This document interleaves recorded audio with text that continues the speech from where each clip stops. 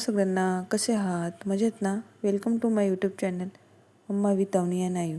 खूप दिवसापासून विचार करत होती वॉर्डरोब ऑर्गनाईज करायचे.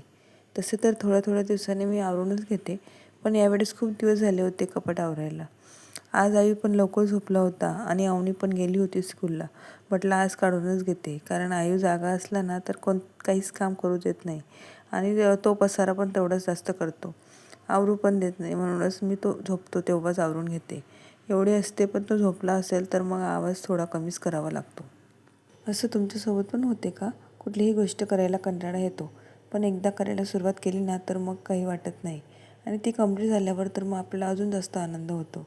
अशी काहीशी उलटापालट झाली आहे माझ्या वॉर्डरोबची. सगळ्यात आधी तर वरच्या कप्प्यापासून सुरुवात करते म्हटलं. या वरच्या कप्प्यामध्ये सगळे डेकोरेशनचे सामान आहे. माझ्याकडे बाप्पा पण येतात ना, त्यांच्याच डेकोरेशनचे सामान आहे हे. आणि थोडे काचेचे बाउलचे बॉक्स पण आहेत. आधी सगळं काढून तो कप्पा पुसून घेते. वॉर्डरोब जरी बंद असले ना तरी थोडे तरी धूळ वॉर्डरोबमध्ये असतेच, म्हणूनच आधी पुसून घेते, मगच ठेवायला सुरुवात करते. जरी एका कप्प्यातले सामान काढले असेल ना तरी पण बेडवरती एवढा पसारा झाला आहे, अजून तर कपड्यांना सुरुवात पण नाही केली. चला मग पटापट मी आता हे सगळे ठेवून पण घेते. आणि हो, डेकोरेशनचा सामान मी कपाटातच ठेवते, कारण काही सामान नाजूक असतो, पटकन ओढला ताणला गेला तर तो तुटतो. कपाटात कसे आहे ना एका साईडलाच राहतो, म्हणूनच मी सगळ्यात वरच्या कप्प्यामध्येच तो सामान ठेवते, म्हणजे वरती हात पण लागत नाही. आणि हे स्टिकर्स आहेत जे झालं होतं ना त्याचं सामान सगळं आणलं होतं आणि काही अवनीच्या बर्थडेच्या वेळेस आणले होते. एक मात्र आहे, आपण पुढच्या वेळेस नवीनच आणतो, तरी पण त्याला साठवून ठेवायला आवडतं. असं वाटते की पुढच्या वेळेस कामात येणार, पण कधी येत नाही. म्हटलं प्रत्येक वेळेस नवीन सामान आणतो.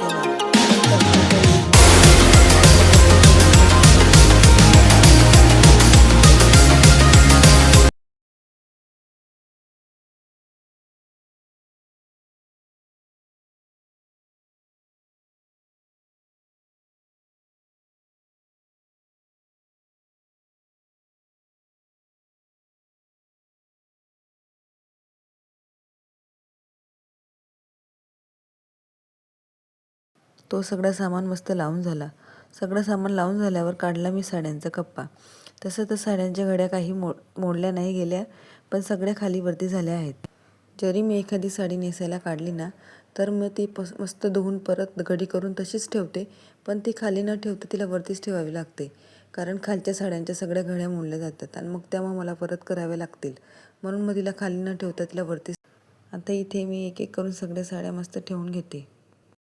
तशा घड्या तर नाही मोडल्या गेल्या आहेत, तरी पण त्यांना थोडे व्यवस्थित करूनच ठेवते म्हटलं. तसं दिसायला पण छान वाटते ना. साड्यांसाठी पण ऑनलाईन ऑफलाईन छान छान ऑर्गनायझर भेटतात, दिसायला पण छान वाटते.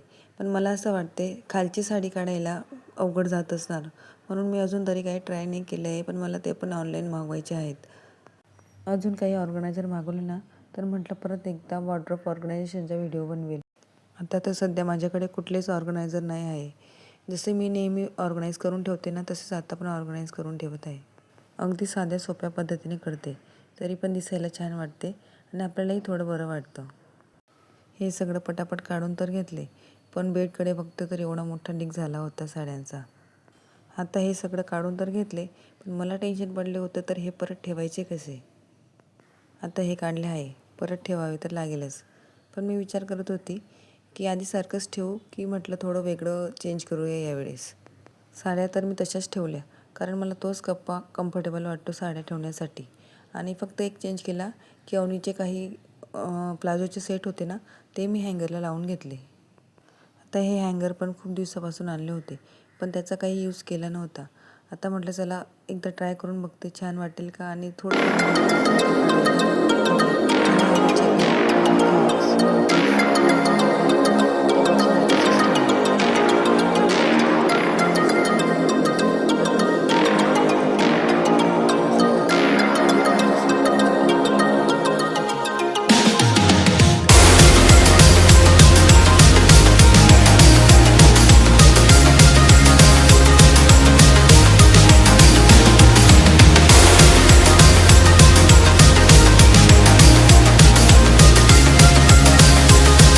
घालायला पण नाही लागत.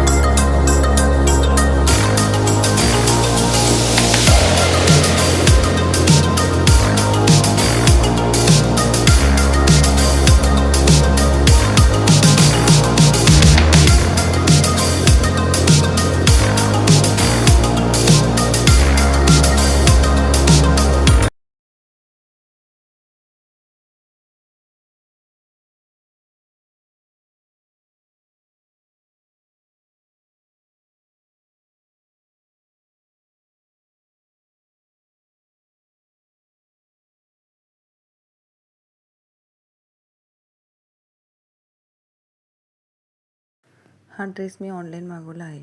खूप छान पण दिसतो अवनीला आणि खूप मस्त पण आला आहे. तुम्हाला जर त्याची लिंक पाहिजे असेल ना तर कमेंटमध्ये लिंक टाईप करा, मी त्याची लिंक शेअर करेल. आणि हो, हे कोणत्याही ब्रँडचे प्रमोशन नाही आहे, मी स्वतः अवनीसाठी मागवला होता. आता 2 वर्ष झाले असतील बहुतेक त्या ड्रेसला, पण छान निघाला आहे आणि खूप छान पण दिसतो. हा ड्रेस पण मी ऑनलाईनच मागवला आहे आणि हा पण छान वाटतो तिला. आणि असे हे ड्रेस छोट्या मोठ्या कार्यक्रमांना पण घालता येतात. मी अवनीसाठी ऑफलाईन जर ड्रेस आणले ना ते बरेच महाग पडतात. मग मला जर मी ऑनलाईन शोधत असते ना तेव्हा ते जर मला चांगले ड्रेस वाटले ना तर मी मागूनच घेते. हा पिंकवाला 3 पीस सेट आहे. हा ऑफलाईन घेतला आहे. हा तिच्या आतूच्या लग्नात आम्ही घेतला होता. कधी कधी दुसरे काही ऑप्शन असले ना तर मला आवडीचे कपडे पण घ्यावे लागतात. हे इथे मी अवनीसाठी एक छोटंसं ब्लाऊज पण शिवून ठेवले आहे. कारण तिची नऊवारी साडी हे खूप घालणे होते. स्कूलला फंक्शन असेल किंवा आमच्या सोसायटीत काही कार्यक्रम असेल ना तर मग तिला नऊवारी साडी घालते, म्हणजे काहीतरी बनवते, म्हणूनच हे ब्लाऊज शिवून ठेवले होते. आणि सगळ्यात खालच्या कपामध्ये ह्या 2 बॅगा आहेत. त्या बॅगांमध्ये अवनीच्या पप्पांचे डॉक्युमेंट्स आहेत किंवा त्यांचे काही दुसरे इतर कामाच्या ज्या फाईल्स वगैरे आहेत ना त्या आहेत त्यात. त्यानंतर सुरुवात केली मी दुसऱ्या कप्प्याला आणि या कप्प्यांमध्ये सगळे अवनीच्या पप्पांचे कपडे आणि आईचेच कपडे आहेत. आईच्या कपड्यांना तर तशी जास्त जागा लागत नाही, कारण कपडे तर बरेच आहेत पण छोटे छोटे असल्यामुळे ते एका बॉक्समध्ये सगळी मी ठेवली. आणि तो लहान असताना मी जास्त करून त्याला धोतीच घेतल्या होत्या, कारण मोठं झाल्यानंतर धोती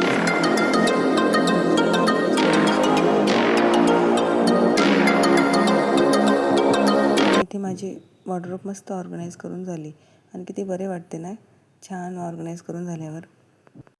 मी बाकीचा व्हिडिओ शूट नाही केला कारण तो जास्त लांब झाला असता. चला मग भेटूया नेक्स्ट व्लॉगमध्ये. तोपर्यंत बाय बाय.